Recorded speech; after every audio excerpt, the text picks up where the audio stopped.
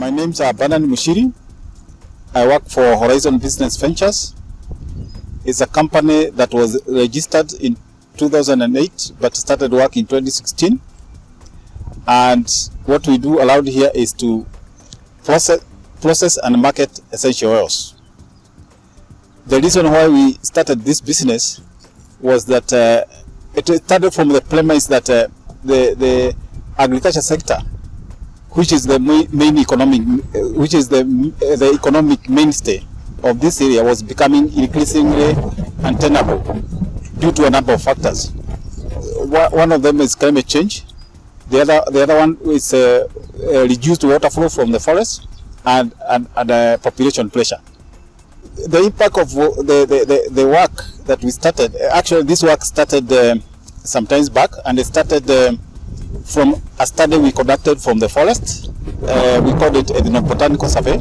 We gathered a number of people, old people, who have knowledge in the forest, and we asked them specifically on plants that they traditionally used. They gave us a list of about 200 plants from the forest and in the surrounding areas, and we started prioritizing these plants in terms of their economic value or potential. And we came up with a number like 5 plants that showed some potential from a commercial potential. We did a number of studies, including market survey and technology, and of course expertise. And the work started from that perspective. When we received the technology and gathered the information that the plants or the products that we intended to process had a market. We did the studies, and the main objective was actually to see what other complementary livelihoods possibilities are within the forest. And that is why we started this facility. It started from an NGO perspective. Even the study was sponsored by an NGO, and we started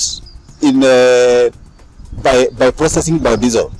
From there, we started doing the essential oils with Cape Chestnut, cold pressed, which had better markets and better business possibilities.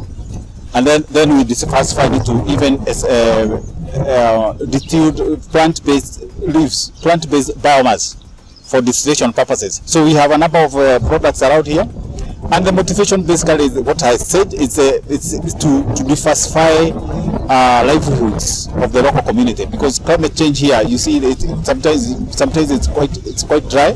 So the whole issue is a tree-based system is less vulnerable to climate change, because a tree, regardless, will always produce either the leaves or the seeds. So that one cushion people from the impact of climate change.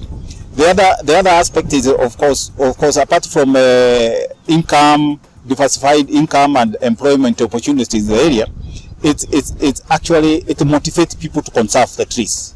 What we would make as our work is actually improving the capacity of the machinery. But the machinery is it's the trickiest part. The fact that you have raw material and the fact that you have the market. So the only thing that remains is actually the capacity in the processing capacity.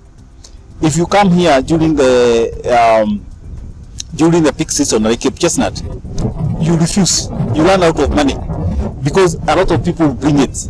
Cape Chestnut is quite expensive. I mean, you need probably about 5 million to be able to cater for that season. So everybody want to collect.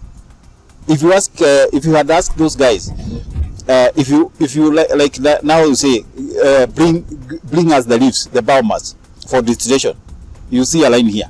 You don't have that kind of capacity, and even if you have the monetary capacity, the machine do not have the capacity, because the shelf life of this I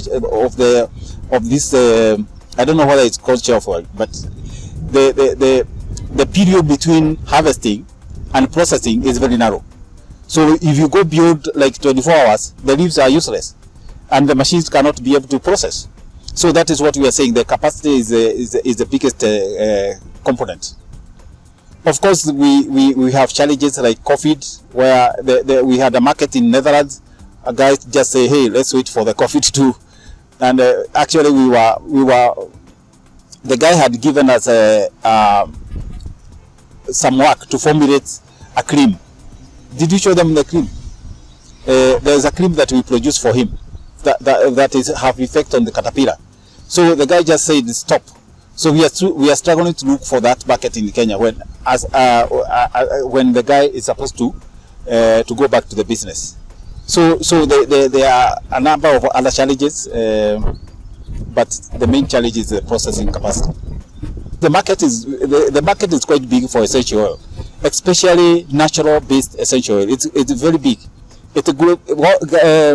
In Kenya, it grows by 12% every year per annum. That's huge for a business that is worth 98 billion Kenya shillings. Globally, it grows by 8% per annum for a business that is worth $11.6 billion, according to the studies that have been done. So that is what we can. How can we be able to increase the capacity of this place, and by extension, downstream, we involve more people who can depend on the emerging essential oil value chain.